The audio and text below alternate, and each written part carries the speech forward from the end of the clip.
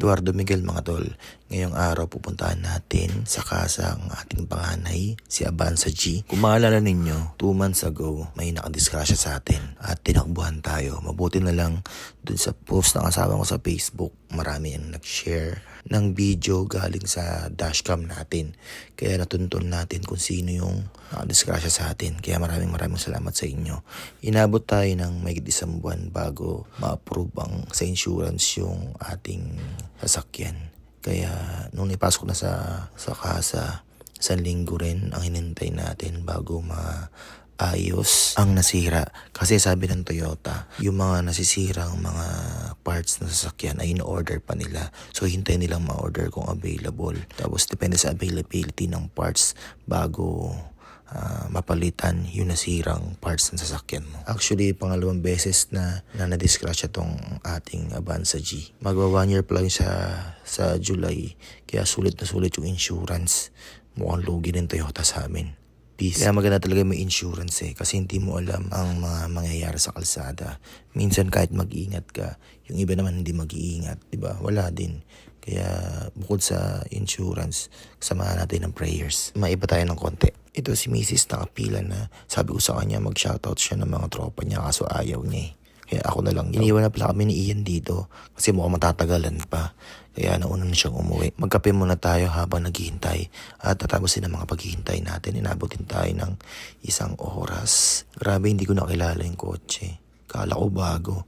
Wala na yung mga gasgas at napakakinis. Sana all makinis, diba? Bago natin iuwi, check muna natin ng maigi para wala ng aberya.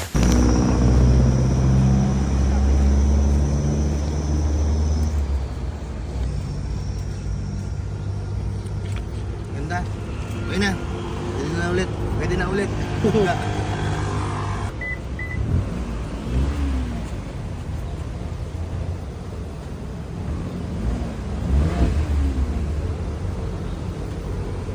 Pagkatapos namin makuha yung sasakyan, dumiretso agad kami ng hypermarket para bumili ng mga kakailanganin namin sa aming swimming. Kasi magkakaroon kami ng swimming kasama yung mga coworker ng asawa ko.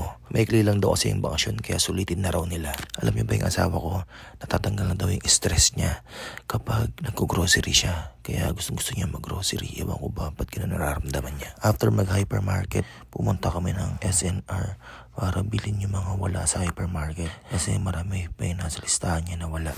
Kaya tuwan-tuwa na naman si Mrs. Ang dami niya na pamili. Pero hindi naman sa amin lahat yan. Konti lang sa amin dyan, mga 50% lang. Nang pauwi, nagugutom na raw siya. Tapos nagyaya siya sa Blix. Gusto niya raw kumain sa Blix. Kaya babalik pa kami ng SM para lang kumain. Si Mrs. gutom na gutom na talaga. Babalik-balik siya sa front desk para mag-follow up sa pila namin. Kasi talaga nagugutom na siya. Sa wakas nakapasok na rin kami. Kapag pupunta pala kayo ng Blix, masarap para sa amin na lagi namin order ay yung baby back ribs, yung chicken wings, yung honey glaze ba yun? Tsaka yung carbonara nila. Solid, napakasarap nun. Ito na naman ang baby ko nito. Kain na tayo mga tol.